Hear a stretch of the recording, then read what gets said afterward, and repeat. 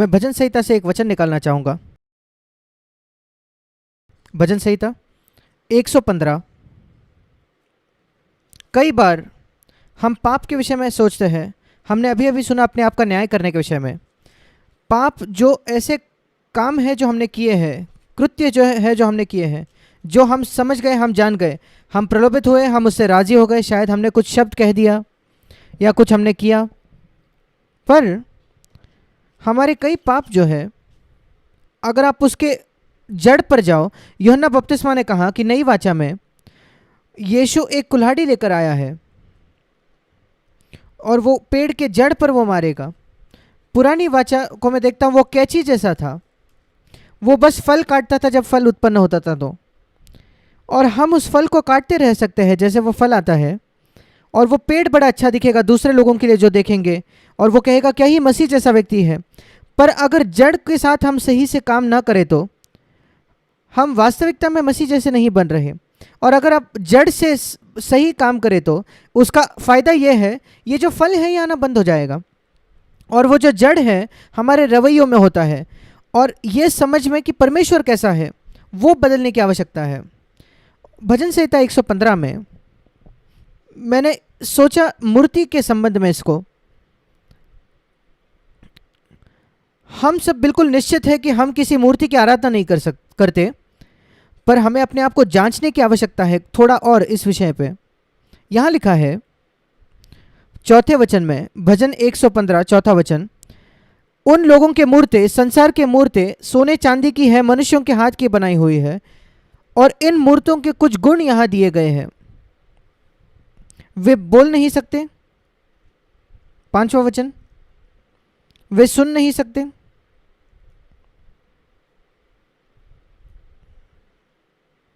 और उनके पास हाथ है पर उन हाथों से वो कुछ नहीं कर सकते। आइए हम उन तीन विषयों के बारे में सोचेंगे। एक मूर्ति सुन नहीं सकती, बोल नहीं सकती, वो अपने हाथों से कुछ नहीं कर सकती। और अगर हमारे पास एक ऐसा परमेश्वर है जो सुनता नहीं जब हम प्रार्थना करते हैं, वो आखिरी समय कब था जब आपको आपके प्रार्थना का उत्तर मिला, और जो हमसे बात नहीं करता, परमेश्वर को आपसे बात करता हुआ नहीं सुनते। बाइबल आपके लिए सूखी पुस्तक है, और आपके पास एक ऐसा परमेश्वर नहीं है जो आपके तरफ से काम करेंगे, फिर वो एक मूर्ति है। यद्यपि आप उसको यीशु मसीह क्यों ना कह लें, क्योंकि वो आपकी प्रार्थना नहीं सुन रहा, वो कभी आपसे बात नहीं करता, और उसके हाथ बस वहाँ है, वो कुछ आपके लिए करते नहीं। ये गुण है एक मूर्ति के, और इसलिए ये ऐसा कुछ है जिसके विषय में हमें सोचना है और कहना है। मैं नहीं एक ऐसे मसीह की आराधना नहीं करना चाहता जो एक मूर्ति है। यीशु मसीह मरे हुए में से जी उठा, नहीं तो हम एक मरे हुए मसीह की आराधना कर रहे हैं। एक मरा हुआ मसीह जो सुन नहीं सकता, बोल नहीं सकता, कुछ नहीं कर सकता, पर क्योंकि वो मरे हुए से जी उठा है, हमारे हृदय में गहरा आश्वासन होना चाहिए जब हम प्रार्थना करते हैं कि वो हमें सुनेगा। ना केवल हमें सुनेगा, पर वो उत्तर भी देगा। वो सत्य जो वो उत्तर देता है वो सबूत है कि वो सुन रहा है। वो हमेशा हम जैसे अपेक्षा करते वैसे नहीं जवाब देता। जैसे मैंने कई बार कहा है, अगर आपका विवेक साफ है और आपके हृदय में कुछ भी नहीं है जो आपको विचलित करता है आपको और परमेश्वर के बीच में और आपके दूसरों के बीच में, फिर आप बिल्कुल निश्चित हो सकते हो कि परमेश्वर आपके प्रार्थना का उत्तर देगा बिना किसी शक के। क्योंकि भजन 66 और 18 वचन कहता है, केवल जब मेरे मन में पाप होता है, भजन 66:18, तो प्रभु नहीं सुनेगा। फिर आपका परमेश्वर एक मूर्ति है। वो एक मूर्ति है क्योंकि आपके जीवन में कुछ पाप है जिसको आपने सही नहीं किया है। फिर वो एक मूर्ति जैसा है जो सुनता नहीं, प्रभु नहीं सुनेगा। अगर मैं अपने हृदय में कुछ अधर्म रखूं, और जैसे मैंने कहा कोई विशेष पाप ना हो जिसके विषय में आप विचारों में सोच रहे हो करने के, वो एक रवैया हो सकता है जिसको आप पसंद नहीं करते उसके प्रति, आपकी सास के प्रति, शायद किसी भाई या बहन के प्रति कलीसिया में, किसी कारणवश आपको पसंद नहीं, शायद आपको उसका चेहरा नहीं पसंद या बर्ताव नहीं पसंद, या वो कैसे बात करता है उसकी आवाज़ आपको नहीं पसंद। ऐसी कोई मूर्ख बात जो शैतान आपको विचलित करेगा, जिसके वजह से और परमेश्वर के साथ आपके रिश्ते को विचलित कर देगा। अगर मेरे हृदय में मैं अधर्म रखूँ तो भजन 66:18, मेरा परमेश्वर मेरे लिए मूर्ति बन जाएगा, वो नहीं सुनेगा, वो उत्तर नहीं देगा, मेरे लिए कुछ भी नहीं करेगा। इसी वजह से यह महत्वपूर्ण है कि हम सुनिश्चित करें कि लोगों के प्रति हमारे रवैये सही हो, जैसे हमने सुना अपने आप को न्याय करने के विषय में और शुद्ध करने के विषय में, ताकि हमारा अंत एक मूर्ति का आराधना करते हुए न हो। मैं बिल्कुल निश्चित हूँ कि यीशु मसीह, कई मसीह जिसकी आराधना करते हैं, वो एक मूर्ति है, वो सच्चा पुनरुत्थित जीवित मसीह नहीं है जिसने कहा स्वर्ग और पृथ्वी का सारा अधिकार मेरे पास है। पूरे संसार में जाकर शिष्य बनाओ और उन्हें सिखाओ, हर एक बात सिखाओ जो मैंने तुम्हें आज्ञा दी। अगर आप सचमुच विश्वास करते कि यीशु मसीह के पास स्वर्ग और पृथ्वी का सारा अधिकार है, आप कभी चिंता नहीं करते किसी भी बात की। चिंता ये एक चिन्ह है कि जिस यीशु की मैं आराधना करता हूं उसकी स्वर्ग और पृथ्वी में कोई अधिकार नहीं है, पूरा अधिकार नहीं है। सोच कर देखिए, अगर इस देश का सबसे शक्तिशाली व्यक्ति को आप जानते और आपको समस्या होती, आप उसको कहते और वो कहता है चिंता मत करो मैं निपट लूंगा, आप आराम से सो जाओगे, क्योंकि आप निश्चित हो इस देश का सबसे शक्तिशाली व्यक्ति आपके लिए वो कर देगा। इसलिए अगर हम मसीह के पास वैसे आएंगे और विश्वास करेंगे कि वो मरे हुए में से जी उठा है, प्रेरित हमेशा कहते थे हम उसके पुनरुत्थान के गवाह है, साक्षी है। मैंने कई बार सोचा है, क्योंकि मसीह उसके क्रूस पर चढ़ाए जाने के गवाह होते हैं। हम घोषणा करते कि यीशु मरा, यीशु मरा, यीशु मरा, यीशु मरा, वो सुसमाचार है? नहीं, सुसमाचार है यीशु मरे हुए में से जी उठा, उसने मृत्यु पर विजय पाई, उसने मृत्यु को हरा दिया, वो जीवित है। और क्योंकि वो जीवित है, अगर आप केवल कहोगे वो उसकी मृत्यु हुई, वो आपके पापों के लिए तो मरा, पर वो सुन नहीं रहा, वो उत्तर नहीं दे रहा, पर वो मृत्यु में से जी उठा है और इसलिए वो सुनता है। ये हमारी गवाही होनी चाहिए। हमारे पास एक परमेश्वर है जो मुझसे बात करता है। मैं ये नहीं कह रहा कि उसे मुझे फ़ोन करके बात करनी चाहिए। आपके पिता आपको पत्र लिख सकते हैं, परमेश्वर मुझसे बाइबल द्वारा बात कर सकता है, पर वो बात तो करता है। मेरे लिए ये बाइबल मरी हुई पुस्तक नहीं है। अगर आपको बाइबल एक उबाऊ पुस्तक लगती है, बोरिंग पुस्तक लगती है, मैं यीशु के नाम से आपको कहना चाहता हूँ, जिस मसीह की आप आराधना करते हैं वो एक मूर्ति है, सच्चा मसीह नहीं। अगर आप सचमुच जीवित मसीह के साथ संपर्क में है तो वो आपसे बात करेगा बाइबल के द्वारा। मैंने अनुभव किया है 62 वर्षों से, ऐसा कभी कोई परिस्थिति नहीं रही मेरे जीवन में, इन सारे 62 वर्षों में, जब से मैं प्रभु को जानने लगा, जब उसने कोई उत्तर नहीं दिया बाइबल से। अगर आप बाइबल को पढ़ते ही नहीं, फिर आप नहीं जानोगे।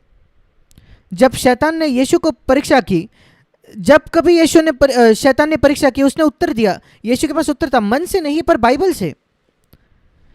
जब शैतान ने कुछ कहा, यीशु ने कहा नहीं ऐसा लिखा है। फिर शैतान ने कुछ और कहा, यीशु ने कहा नहीं ऐसा लिखा है। फिर शैतान ने कुछ और कहा। अब जब शैतान ने देखा कि यीशु बाइबल की बात कर रहा है, तो शैतान ने भी बाइबल की बात शुरू की। क्या आप जानते हो शैतान बाइबल से कह सकता है? उसने यीशु को कहा मंदिर के शिरोमणि से कूद जा, तू तो कह रहा है ना लिखा है, तो लिखा है कि स्वर्गदूत तुझे संभालेंगे। और यीशु ने कहा यह भी लिखा है कि अपने परमेश्वर की परीक्षा नहीं लेना। पूर्ण सत्य एक वचन में नहीं पाया जाता, पूर्ण सत्य पाया जाता है। यह लिखा है जो शैतान आपको कह सकता है, पर यह जानना कि यह भी लिखा है। जैसे एक पक्षी के 2 पंख होते हैं, अगर आपके पास एक ही पंख है तो आप गोल गोल गोल गोल घूमते रहोगे। और इसी वजह से यह बहुत महत्वपूर्ण है कि हम बाइबल को जानें और प्रभु को हमसे बात करते हुए सुने उसके द्वारा। मैं कई परिस्थितियों के विषय में सोच सकता हूँ जहाँ प्रभु ने मुझे बहुत स्पष्टता से चलाया। जब प्रभु ने मुझे मेरा नौकरी छोड़ने के लिए बुलाया 56 वर्षों पहले, जो कुछ प्रभु ने मुझे तब वायदा दिया, अब मैंने इन 66 वर्षों में उसको पूरा होते देखा है। वो परमेश्वर जो बात करता है। जब प्रभु ने स्पष्टता से मुझे कहा मुझे किससे विवाह करना है, मैं देखता हूँ उसके परिणाम क्या हुए। इन सारे 54 वर्ष में जब हमारा विवाह हुआ है, परमेश्वर हर छोटे डिटेल में दिलचस्पी रखता है हमारे जीवन की। अगर मैं सचमुच उसे खोजूँ तो, जो उसे खोजते नहीं, जो उसे खोजते हुए पाएंगे उसे। और प्रभु कहता है अगर तुम अपने पूर्ण हृदय से मुझे खोजोगे तो तुम मुझे पाओगे। यिर्मयाह 29 अध्याय, यिर्मयाह इसका 29 अध्याय, ये मेरा पसंदीदा वचन है, पसंदीदा वचनों में से एक है, जहाँ प्रभु कहता है मेरे पास तुम्हारे जीवन के लिए योजनाएं हैं। मैं आशा करता हूं कि तुम व्यक्तिगत वचन परमेश्वर की ओर से इसको लोगे आज सुबह। अगर आपने आज तक नहीं लिया तो यिर्मयाह 29:11, मैंने तुम्हारे लिए कल्पना या योजनाएं की है, प्रभु कह रहा है, और वो जो कल्पनाएं हैं वो तुम्हारे भलाई के लिए है, कुशल की है, मतलब बहुत अच्छा तुम्हारे लिए करना चाहता है, कोई हानि की नहीं, मतलब उनमें से कोई भी आपके लिए बुराई नहीं करेंगे। शायद वो जो रास्ता है जिससे प्रभु आपको ले जाएगा वो कठिन होगा। जैसे उदाहरण के तौर पर आप चाहते हो कि आपका बेटा एक अच्छे क्वालिटी का इंजीनियर या डॉक्टर बने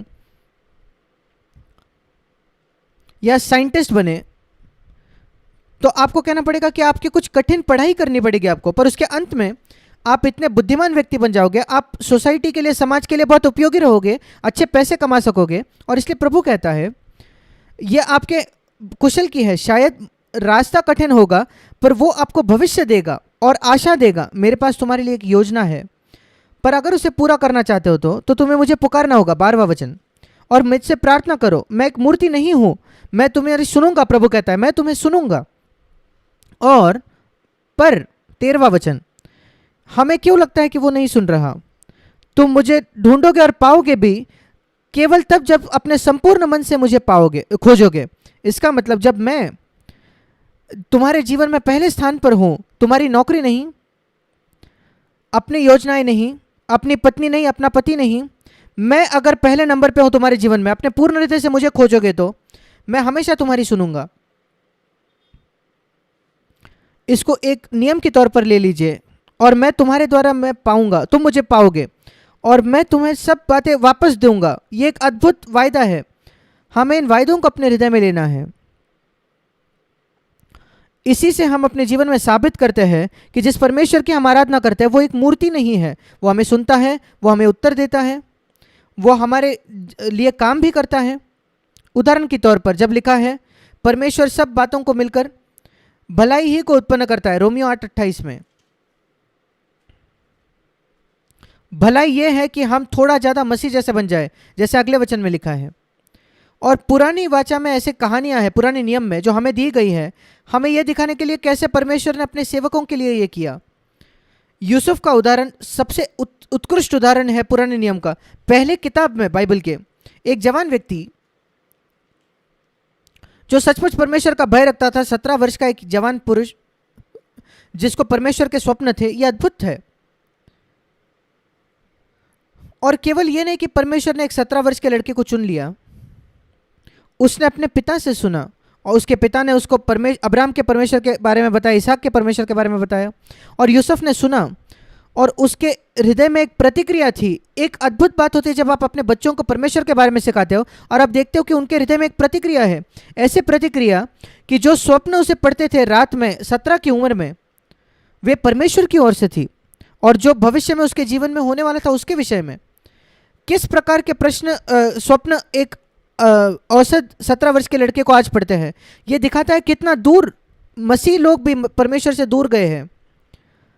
अपने बच्चों को प्रोत्साहित करें कि वे बाइबल पढ़े, उनको बाइबल की कहानियां बताइए, उनको बताइए परमेश्वर उनके लिए कैसे काम कर सकता है, उनको सक्षम कीजिए कि वो जीवित पुनरुत्थित जीव यीशु मसीह में विश्वास करें, और केवल मूर्ति में नहीं जो हम उनको केवल बौद्धिक कोई ज्ञान दे। और परिणाम यह था कि जो कुछ यूसुफ के जीवन में हुआ अंतिमतः वो उसके भलाई के लिए ही काम किया।